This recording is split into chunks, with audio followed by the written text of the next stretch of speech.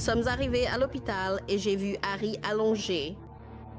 Elle avait quelque chose autour du cou. Je suis allée au paradis, tout était vraiment différent de ce que nous connaissons aujourd'hui. Et j'ai vu Jésus et toute la famille qui était décédée, même des personnes mortes avant ma naissance.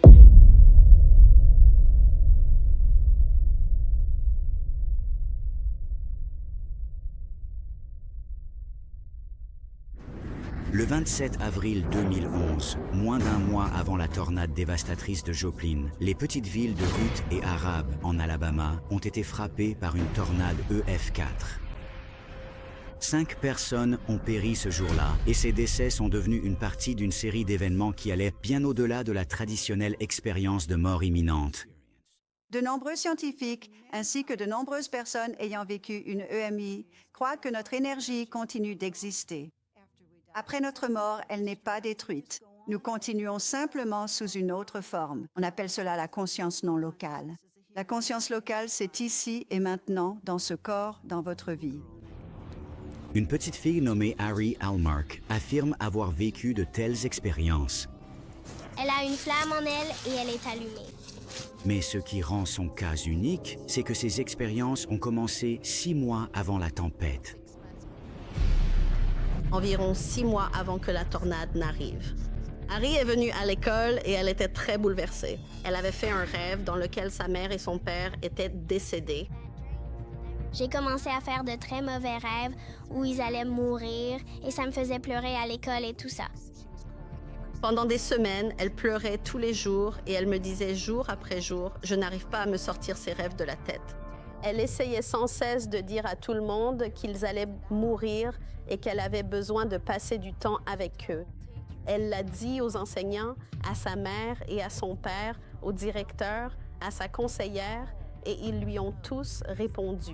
Non, cela n'est tout simplement pas arrivé.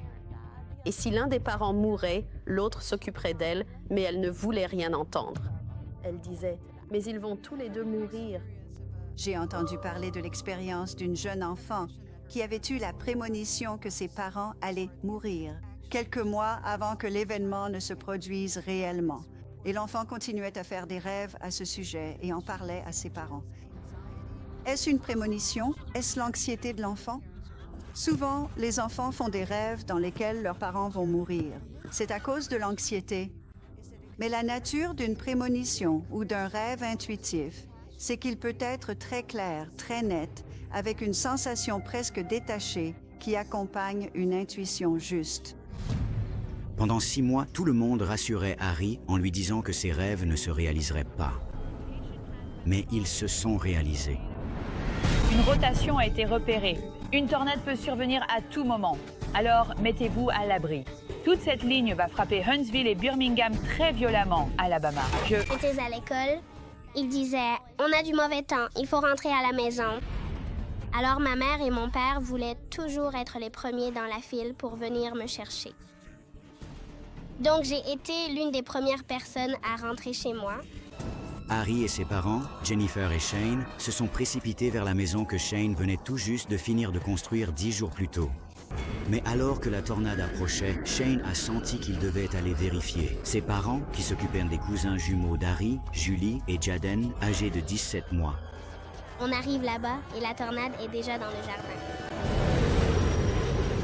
Et ma mère me portait et on essayait juste de rentrer dans la maison aussi vite que possible. Et on est entré juste au moment de l'impact. Des vents tornadiques allant jusqu'à 320 km/h ont frappé la maison des grands-parents d'Harry.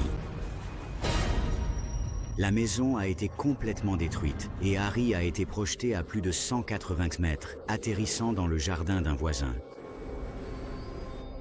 Eh bien, quand j'ai trouvé Harry, elle n'avait pas beaucoup de sang sur elle et ses cheveux étaient complètement en désordre et tout. Je ne l'ai pas reconnue tout de suite. Quand j'ai vu la maison là-bas, je ne pensais pas qu'on trouverait quelqu'un en vie. C'était comme si une bombe avait explosé. À suivre, les rêves qu'elle avait faits pendant tant de semaines s'étaient vraiment réalisés. Je crois que je suis allée au paradis après la tornade. J'ai vu Jésus, ainsi que tous les membres de ma famille qui étaient déjà partis dans l'au-delà.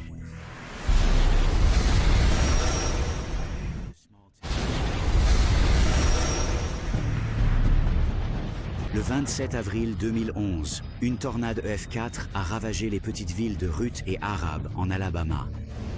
Avant la tempête meurtrière, Harry Hallmark, âgé de 6 ans, était hanté par des prémonitions de la mort de ses parents.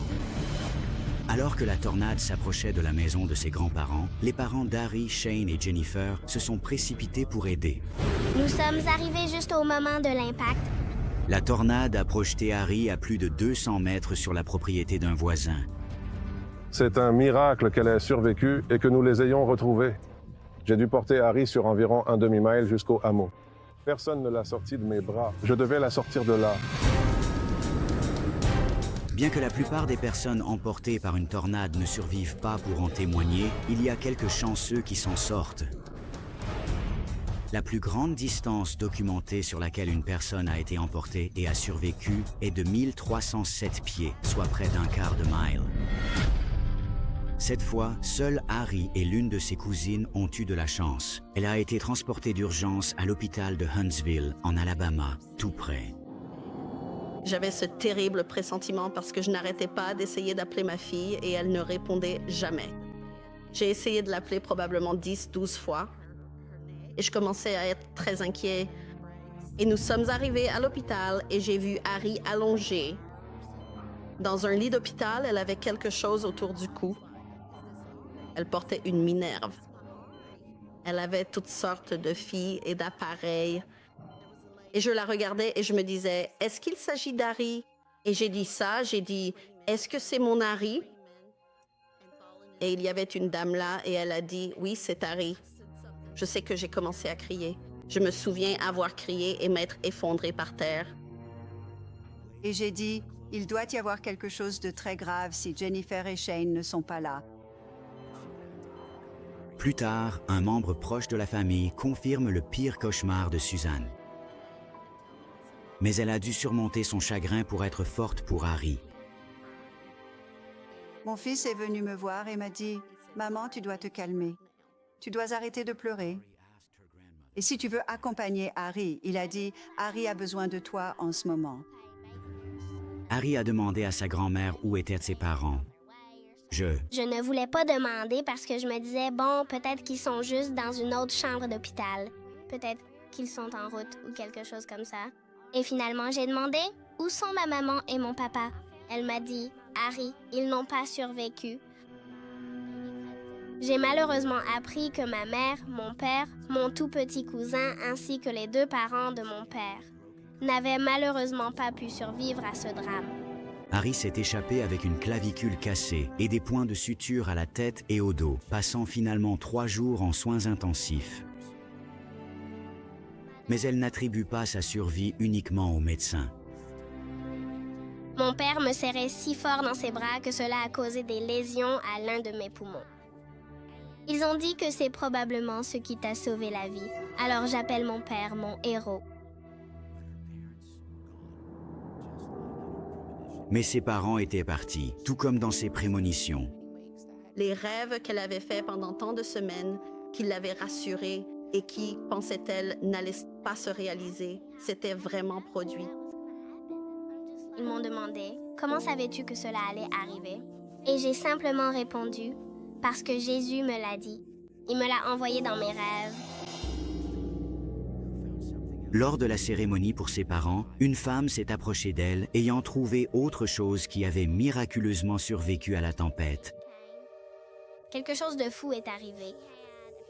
Une dame du Tennessee est venue et elle avait une photo. Elle a traversé la tornade. C'était la photo de ma mère, de moi et de mon père. Et elle n'avait même pas une seule déchirure. Dans un vortex assez puissant pour tuer 5 personnes, une photo avait parcouru plus de 130 km sans une égratignure. C'est comme si c'était un miracle que cette photo ait survécu à la tornade. Je veux dire, cette photo est intacte. Je veux dire, elle n'était même pas mouillée, elle n'était pas... C'est juste étrange. Ce qui se passe, c'est que les débris sont aspirés dans la tornade. Et ensuite, cela est aspiré dans le courant ascendant, puis transporté au loin par les vents du courant jet. Cela peut se retrouver à 160 km de là, dans le jardin de quelqu'un. Très peu de choses pouvaient être récupérées dans le sillage de la tornade.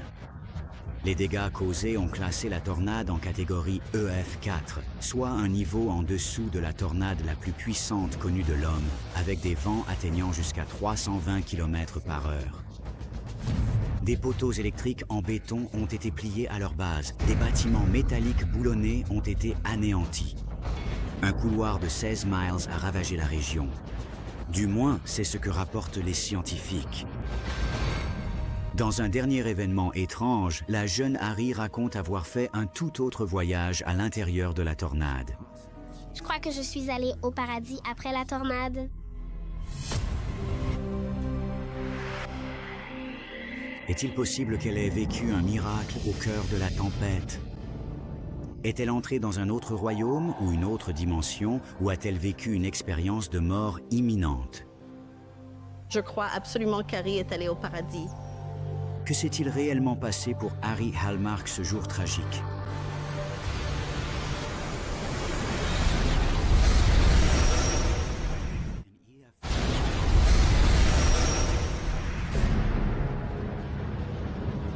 Le 27 avril 2011, une tornade EF4 a traversé les petites villes de Ruth et Arabe, en Alabama, arrachant des bâtiments métalliques boulonnés du sol et tuant 5 personnes. Toutes étaient membres de la famille Hallmark. Harry Hallmark, âgé de 6 ans, a été projeté à plus de 200 yards dans le vortex de la tornade.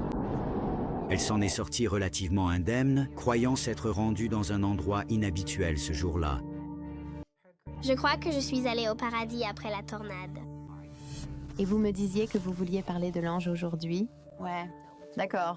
Sa grand-mère m'a appelée pour me proposer d'aider Harry à surmonter le traumatisme qu'elle avait vécu. J'ai accompagné des enfants en deuil et je ne suis ni son conseiller ni son thérapeute. Je suis un ami. Je suis une bonne oreille. Je ne sais pas pour ta cheville. Et elle est vraiment grande. Et elle a de longs cheveux blonds et bouclés. Quand l'as-tu vue pour la première fois? Quand... Je montais au paradis.